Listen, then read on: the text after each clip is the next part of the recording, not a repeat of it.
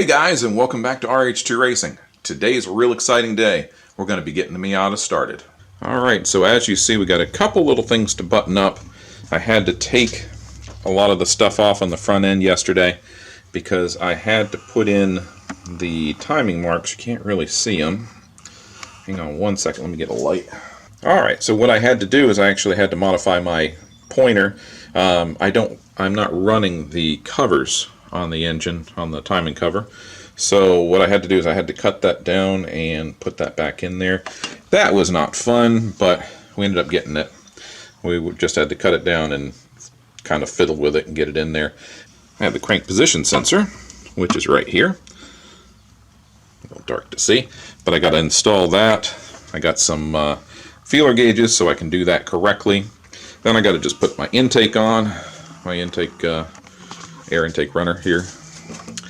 Got to put that on and put in some fluids, and then we're ready to go. Now we've got a like a checklist that we're going to be going through that was provided by Leroy Engineering, and we're going to be going through that step by step and getting that done.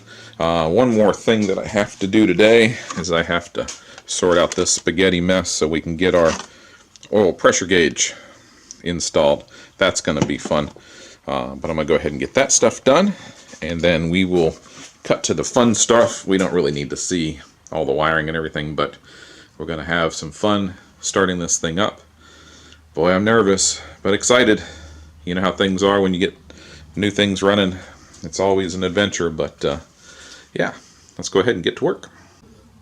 Alright, here's a little update. Got the crank sensor installed, got the proper gap. It's kind of hard to see the gap, but it's small. But definitely not going to hit those little nubs, and it's going to be all good. So now, just have to make sure this wire is out of the way and not going to rub on anything, because we don't want to rub it on the bolts. That would definitely be a bad day. So now we've got to take and put the intake tube on, and then one more step is done. Alright, got the intake tube all put on, everything all tightened down the way it should be. Adjusted my throttle cable so I don't have any slack in here. I had a pretty good amount of slack in there before. So everything under the hood is actually done except for the fluids, of course. But I'm going to lower that down before we do it because we still have her up on stands. But yeah, we're definitely getting there, that's for sure. Man, getting exciting. Historic moment. It's going back down on the ground here soon.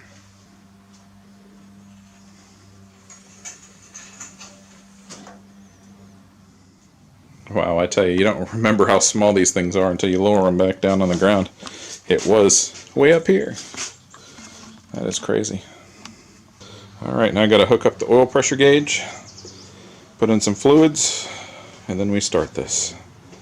We got the spark plugs out. I'm getting ready to crank it over for the first time. We've put oil in it, 4.5 quarts. Put some coolant in there. Got just about everything ready to go. I've got my oil pressure gauge, nice little glow shift one, hooked up there. I've got to figure out a better mounting for that because it's just not sticking very well, but other than that, we are almost ready to go. Now when you get a engine built by Leroy Motorsports up in Ohio, they're going to give you their break-in recommendation sheet, and it tells you exactly what to do step by step. First thing what you want to do too is you want to actually write down the mileage. That's what mine has. Now if you remember what it looks like up underneath, that actually looks pretty good for that mileage. Fill the motor with 4.5 quarts of conventional oil and a new filter. Remove the spark plugs, which we have done, and crank the motor over until the oil pressure registers on the gauge, and it says you might need another gauge.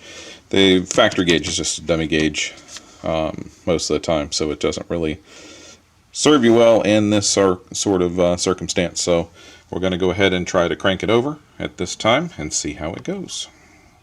Starter with no belts, and the power ran with the oil gauge. Take one.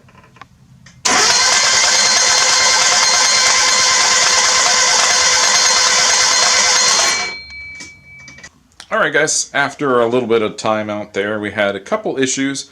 Number one, our oil pressure gauge was shutting off, while you crank it. We ended up jumping that straight to the battery. It's not normally an issue when you're driving the car because your starting is just, vroom, and it's going. But when you're cranking to try to look for oil pressure, we had to contact Jonathan over at Leroy. And he suggested jumping it straight to the battery. That way we could actually get oil pressure. We ended up getting 80 pounds of oil pressure while we were cranking, which is really good. We definitely got a lot of stuff. Then we had an issue with my fix. And where is it? So then we had an issue with the pointer that I had. Unfortunately, this part broke. So this was rattling around and hitting things and making really bad noises. I thought there was something wrong with the car, but it's just that. So this is going in the trash. So now, like I said, we've cranked it. We ended up getting 80 pounds oil pressure, so we're ready to go. So now we're going to be going on to step number 2, actually step number 3, where we're installing the plugs, starting the engine, and we're going to let it run for 30 to 60 seconds, and then shut it off.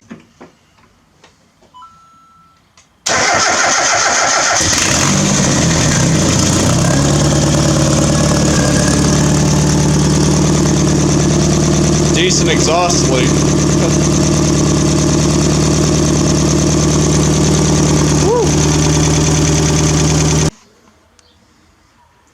Alright, so we're on to step number 4 here. It's going to be, we're going to change the oil.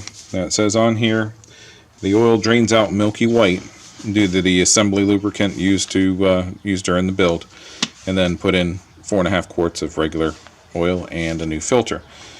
So we're going to be draining the oil out, and we'll show you what we mean by that. See, any type of assembly lube or anything like that that's put into the engine to keep it lubricated before you end up starting it is all going to drain out. That's why you do multiple oil changes like that, so all that gunk gets out of there, and so you're just running pure oil as opposed to assembly lube. So let's go ahead and get to that, and then we'll show you what the oil looks like. This is the type of thing you're going to expect. It doesn't look like normal oil. It looks like you got like water in your oil, but it's all that lube that was in there, all the assembly lube. It's all that stuff is like pure white, so mixing with the oil it ends up looking milky, but that's actually normal. Alright, so we're on to the next step. We put another 4.5 quarts of oil in there, did the oil change on the old stuff. What I did is we had the oil pressure gauge jumped back to the battery. That's all done, and it's hooked up the way it's supposed to, so we should get a genuine oil reading now, the way it's supposed to be, the way it's going to be driven. We ended up going into 5W30.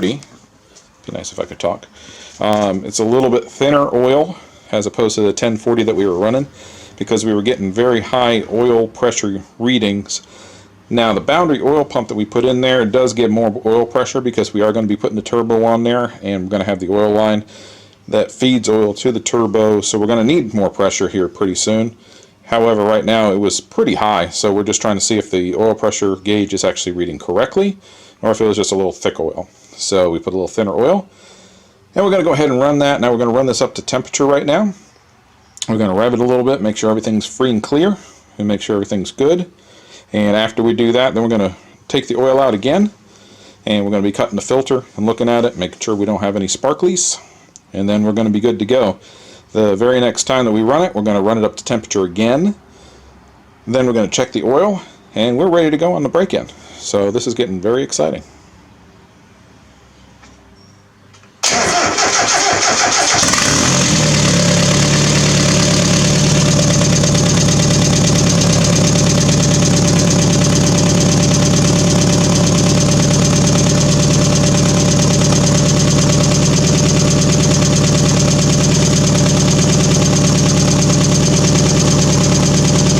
We need to tighten up down here. There's a huge leak right here.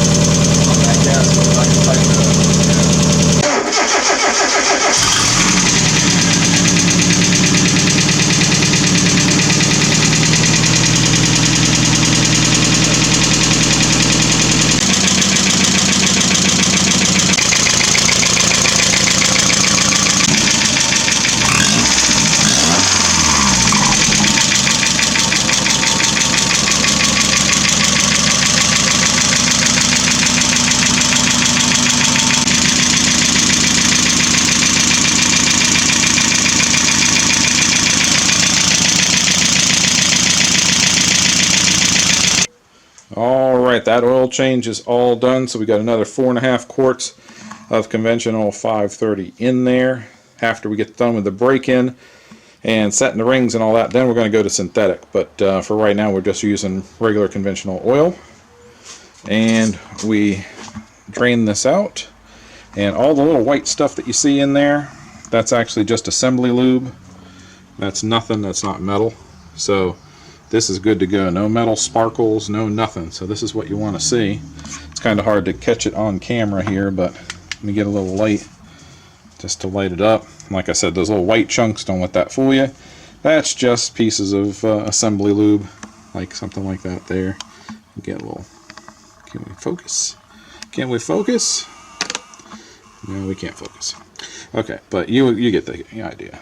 So we're good to go. What we're going to do now, I'm going to dump out the rest of this, then we're going to cut the filter and see how that works and how that looks. That should be the same, but we will find out. So hang on.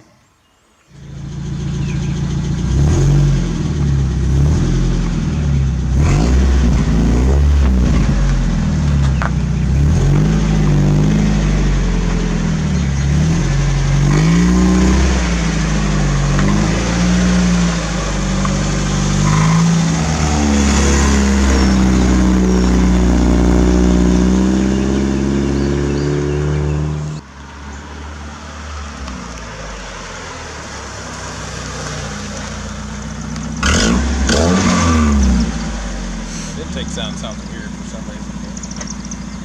That's good though. Yeah. Sounded like it was grabbing. You know, that white cat almost used all his 9 lives. Ran right out in front of me. Alright. It's running good. Alright, well I guess that's it for today's video. Don't forget to like, share, subscribe, leave a comment. There's gonna be a lot more stuff done on the Project Miata. We're just getting started with it. Now that we got a good engine, we're gonna be doing turbos and wide bodies and all sorts of fun stuff. So until next time, catch you later.